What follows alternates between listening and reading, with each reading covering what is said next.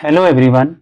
So let us start another video on the valuation of equity shares that is known as comprehensive questions I am discussing in this video. The reason why I am calling it a comprehensive question because these are situation based questions and these are considered to be the comprehensive question in valuation of equity shares. यहाँ पर क्या होगा कि दो situations या दो conditions हमें given होंगी and in each case we have to find out the value of equity shares and we have to include the decision making also. So let us see the question. Z Limited has just paid a dividend of rupees 13 per share as a part of its major reorganization of its operations. मतलब company अपने आप को restructure कर रही है, reorganise कर रही है. It has stated that it does not intend to pay any dividend for the next 2 years. तो सबसे पहले आप यहाँ देखिए जो हमारे को चीजें गिवन है मैं वो लिख लेता हूँ. D0 में 13 गिवन है. Why I am calling it D0 because ये हमारा just paid dividend expected dividend नहीं है. ठीक है. अब कंपनी रीऑर्गेनाइजेशन कर रही है तो लेट्स से मैं एक तरफ कहता हूं company is going for reorganisation as a part of its major reorganization of its operations. It has stated that it does not intend to pay dividend for next 2 years. अगर ये reorganisation के लिए जाती है तो नेक्स्ट 2 years तक कोई dividend pay नहीं करेगी. In 3 years time, it will commence paying dividend at rupees 10 per share. मतलब 3 years time मतलब आज से 3 साल बाद ये 10 रुपए का डिविडेंड देगी. तो आप आज से 3 साल 3 years टाइम. ठीक है. तो ये हमारा कौन सा वैल्यू होगा D3 that is rupees 10. D3 because 3 years time. तो D3 की वैल्यू हमें गिवन है 10 रुपीज. और the directors have indicated that they expect to achieve dividend growth at 12% per annum. तो G इस केस में हमारा कितना होगा 12% per annum thereafter forever. तो मतलब constant growth मॉडल का फॉर्मूला लगेगा. If the reorganization does not take place, अब मान लीजिए अब मैंने बोला reorganization took place, reorganization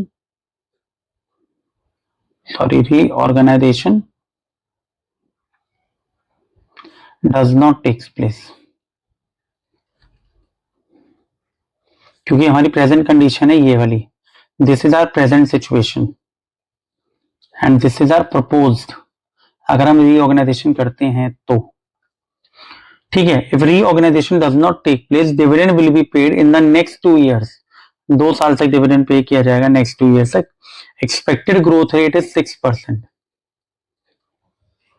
पर annum and the firm cost of equity is 18%. तो के 18% है एंड विल बी अनअफेक्टेड. चाहे आप रीऑर्गेनाइजेशन करो या ना करो के की वैल्यू दोनों केसेस में क्या है 18%. Calculate value of firm share in both situations. तो अब आपको क्वेश्चन समझ में आना चाहिए. Reorganisation does not take place, reorganisation take place. जैसे रिकंस्ट्रक्शन कर रही है कंपनी, अपने आप को रिकंस्ट्रक्ट कर रही है, रीस्ट्रक्चर कर रही है. तो अगर रीऑर्गेनाइजेशन नहीं होता तो कंपनी कहती है हम नेक्स्ट 2 years तक डिविडेंड पे करेंगे और 6% ग्रोथ रेट होगा. के दोनों केस में 18% है. अगर हम रीऑर्गेनाइजेशन करते हैं तो आज से 3 साल के बाद हम आपको 10 रुपीज पे करेंगे. तो D3 की वैल्यू में गिवन है, ग्रोथ रेट हमें गिवन है. तो आपको दिखा है यहाँ पर एक तो ये देयर आफ्टर वर्ड लिखा हुआ है. ठीक है. Will remain at 6%. तो मतलब ये दोनों किसको रिप्रेजेंट कर रहा है कांस्टेंट ग्रोथ को. तो इसका मतलब हम दोनों केसेस में किसके फॉर्मूले लगाएंगे कांस्टेंट ग्रोथ मॉडल के फॉर्मूले लगाएंगे. अगर आप इस वीडियो पर डायरेक्टली मूव कर रहे हैं तो आप प्लेलिस्ट में चेक कीजिए. इस पे मैंने पहले 1-2 वीडियोस बनाई हुई है. उसके बाद आप ये कॉम्प्रिहेंसिव क्वेश्चन सॉल्व कीजिएगा. तो देखिए ये तो सिंपल है लगानी प्रेजेंट सिचुएशन में. तो फॉर्मूला क्या होता है कांस्टेंट ग्रोथ मॉडल का P0 D1 KE minus G. तो D1 कैसे आएगा D0 कितना है हमारा 13. 1 plus how much is the growth rate 0.06 divided by KE कितना है 0.18 माइनस 0.06. जब आप इसको सॉल्व करेंगे 13 इंटू 1.06 डिवाइड बाय ये 0.12 तो आपका आंसर आएगा ₹114.83. तो इसका मतलब प्रेजेंट सिचुएशन के हिसाब से हमारा करंट मार्केट प्राइस जो P0 होता है वो कितना आ रहा है 114.83. अब आप देख रहे हो यहाँ पर D1 है तो ये P0 है. मतलब हमें अगर आज मार्केट वैल्यू निकालनी है तो डिविडेंड हमें नेक्स्ट ईयर का लेना पड़ेगा. यहाँ देखिए हमें D3 गिवन है. अगर मैं यहाँ D3 का फॉर्मूला लगाऊं के माइनस जी में कोई फर्क नहीं रहता, वो तो एज इट इज लिख के जा रहे हैं। यहाँ D3 है तो ये किसकी वैल्यू रिप्रेजेंट करेगा, P2 की। P2 मतलब 2 साल के बाद क्या वैल्यू होगी शेयर की। फिर अब हम क्या करेंगे, इस केस में पहले 2 साल बाद की वैल्यू निकालेंगे, उसको फिर प्रेजेंट वैल्यू में कन्वर्ट करेंगे, जो मैंने आपको वेरिएबल ग्रोथ मॉडल में सिखाया था। तो अगर ये D3 गिवन है तो what I will do is I will simply take it P2 price after 2 years.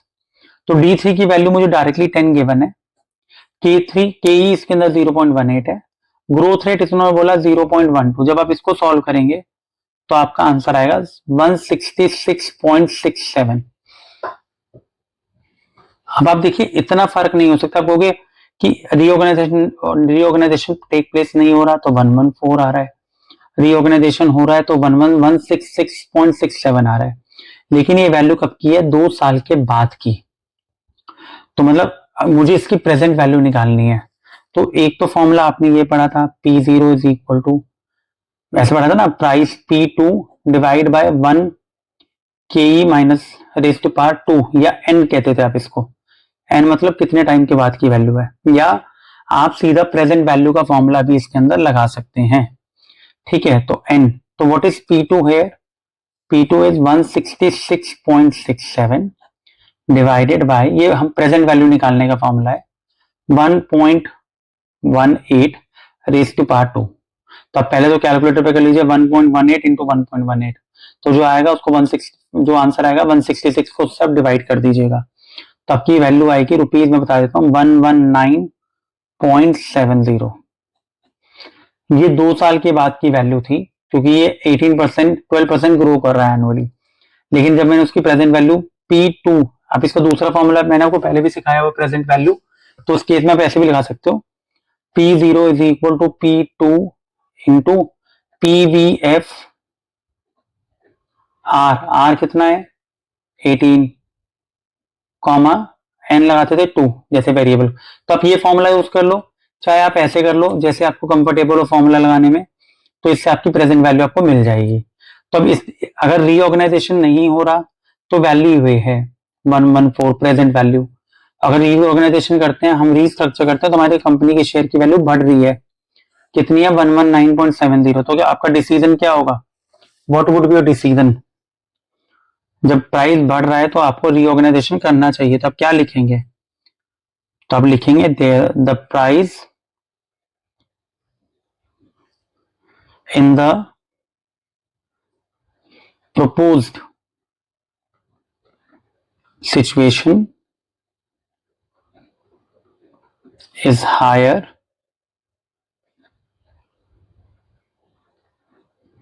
therefore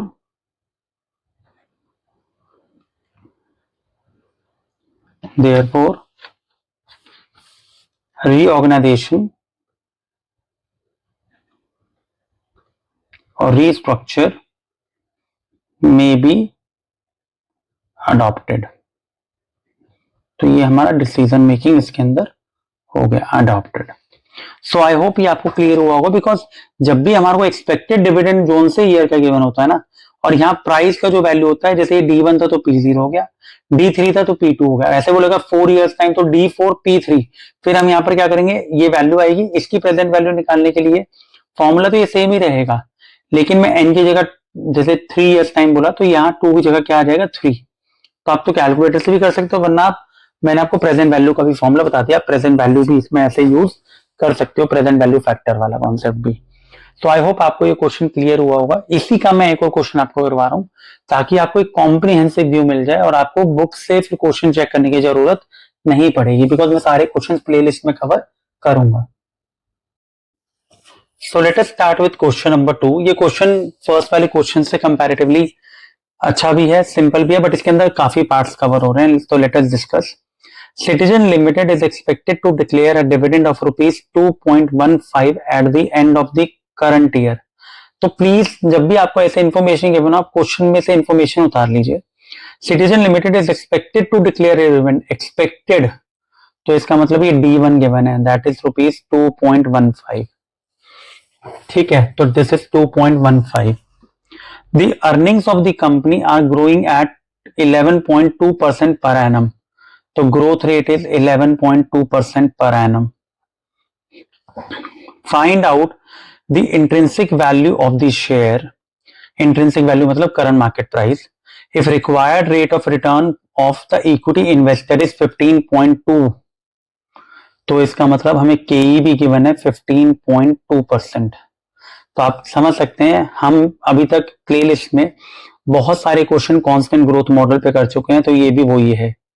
ठीक है, तो बोल रहा है find out the intrinsic value, तो पहले हम यहीं तक मूव करते हैं। तो इंट्रिंसिक वैल्यू का मतलब क्या है, P0 is equal to D1 के माइनस जी, ये फॉर्मूला हमारा होता है। इसमें डायरेक्टली हमें D1 गिवन है 2.15, के हमें गिवन है 0.152, क्योंकि 15.2 को मैंने नॉर्मल डेसिमल्स में लिख दिया, और ये हो गया 0.112। तो आपका जब ये सॉल्व करोगे तो आपका आंसर आएगा 53.75। तो ये एक तरह से हमारा फर्स्ट पार्ट तो हो गया intrinsic value of the share 53.75। तो आई होप आपको ये कांस्टेंट ग्रोथ मॉडल का जो फॉर्मूला है वो आपको पता ही है। तो आप प्लीज प्लेलिस्ट चेक कीजिए अगर आप डायरेक्टली इस वीडियो पे मूव कर रहे हैं तो। Next, if the current market price of the share is same as the intrinsic value calculated above, what is the expected price after 1 year. तो ये भी एक अच्छा क्वेश्चन है। तो इसका मतलब वो कह रहा है जो current market price that is P0 and intrinsic value, intrinsic value मतलब फेयर वैल्यू जो शेयर की है वो भी सेम है। कह रहा है सेम, आपने जो निकाली है सही निकाली है, ये सेम है intrinsic value and fair value. So intrinsic value और फेयर वैल्यू, तो इन CMP current market price PO and intrinsic value is ₹53.75।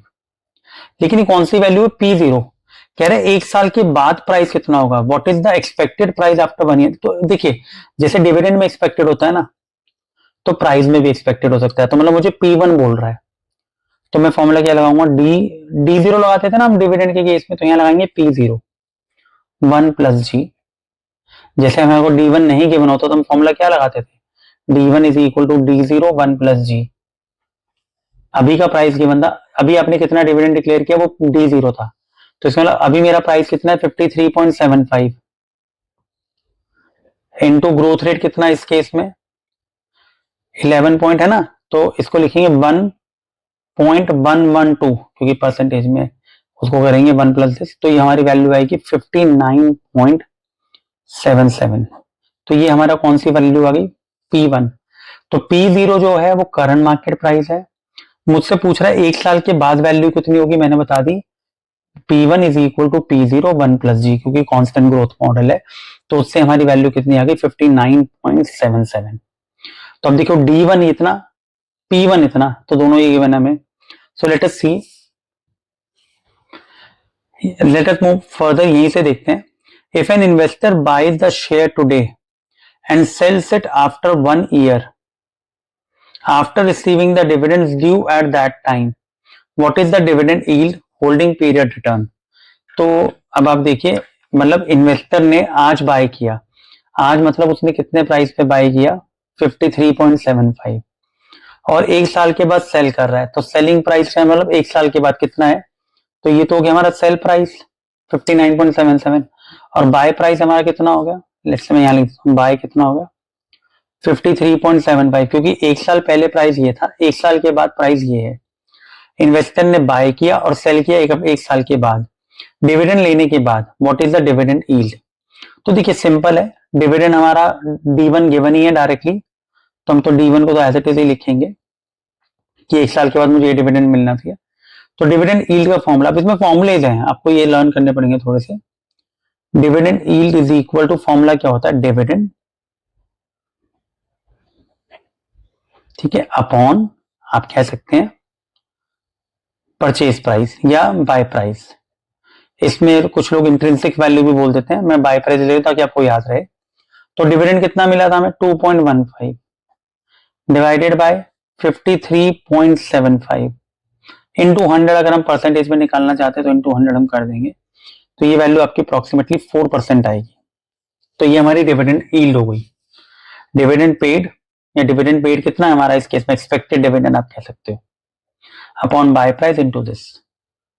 What is the capital gain, चलो उन्होंने पूछा नहीं, मैं बताते। तो कैपिटल गेन मतलब जो बाय सेल में इन्वेस्टर ने पैसा अर्न किया।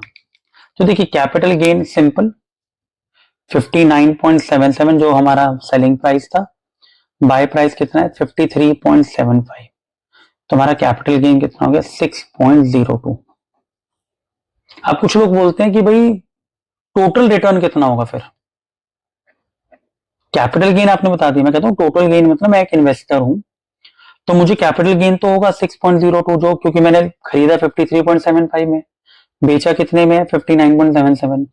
मैं कहता हूं ये तो मेरा प्रॉफिट हो गया, प्लस एक साल का मुझे डिविडेंड भी मिलेगा क्योंकि मैंने एक साल तक शेयर को होल्ड किया और उस साल में मुझे कितना डिविडेंड मिल रहा था 2.15। तो इसका मतलब मेरा टोटल रिटर्न इस केस में कितना हो जाएगा, आप इसको ऐड करेंगे तो आपका आएगा 8.17। तो आई होप आपको ये क्लियर हुआ होगा 8.17। तो हमारा टोटल रिटर्न और कैपिटल रिटर्न में ये डिफरेंस होता है। अब होल्डिंग पीरियड रिटर्न में यहां निकाल के दिखा देता हूं। होल्डिंग पीरियड रिटर्न हमने पहले भी कई बार पोर्टफोलियोज वाले चैप्टर्स में भी किया है। होल्डिंग पीरियड मतलब जितना टाइम आपने रिटर्न और शेयर होल्ड किया उस टाइम पर आपको कितना रिटर्न, तो इसका फॉर्मूला होता है टोटल रिटर्न अपॉन, और अगर बुक्स में आप चेक करोगे ना हमने पोर्टफोलियो में ऐसे लिखते थे D0 या D0 नहीं डिविडेंड, लेट से मैं थोड़ा लिख देता हूं, plus capital gain upon bye price और परचेज प्राइस और P0 कुछ भी कह सकते हो इनटू 100। तो मैंने डिविडेंड प्लस कैपिटल गेन तो आपको बता ही दिया, ये टोटल रिटर्न का फॉर्मूला होता है अपॉन P0। तो लेट से टोटल रिटर्न हमने निकाल लिया कितना है 8.17। What is the buy price 53.75 into 100, तो ये हमारा holding period rate of return आ गया 15.2%। तो ये हमारा क्या आ गया holding period rate of return. तो अब देख लें क्वेश्चन में वैरायटी क्या है। क्वेश्चन में वैरायटी ये है, पहले हमने कांस्टेंट ग्रोथ मॉडल से नॉर्मल प्राइस निकाला, वो हमारा करंट मार्केट प्राइस था। इसने मेरे से पूछा क्वेश्चन में एक साल के बाद क्या प्राइस होगा, तो हम जैसे एक्सपेक्टेड डिविडेंड निकालते थे इसी तरह से हमने क्या निकाला P1। ये कौन सा हो गया प्राइस आफ्टर 1 ईयर P1, तो P0 1 प्लस जी, ठीक है, तो P1 आ गया। फिर बोल रहा है डिविडेंड यील्ड, तो इसका फॉर्मूला होता है जितना हमें डिविडेंड मिला upon bye price into 100। Capital gain जो हमारा सेलिंग प्राइस और बाय प्राइस था उसमें डिफरेंस को निकाला। टोटल रिटर्न में हमारा एक तो कैपिटल गेन आ गया प्लस डिविडेंड आ जाता है, दोनों को मिला के हमारा टोटल रिटर्न मिल गया। तो होल्डिंग पीरियड रिटर्न कितना है total return that is 8.17 into upon P0 that is by price 53.75 into 100। तो हमारे को इसमें holding period rate of return भी मिल गया है। So I hope the concept of this situation based question and multiple formula question is clear to you. Please like, subscribe and share our channel because I want to reach to maximum number of students so that they can learn the entire subject free of cost. So please share this content and do comment if you have understood, and if you have any query you can also remark as comment, we'll reply to your query. Thank you so much.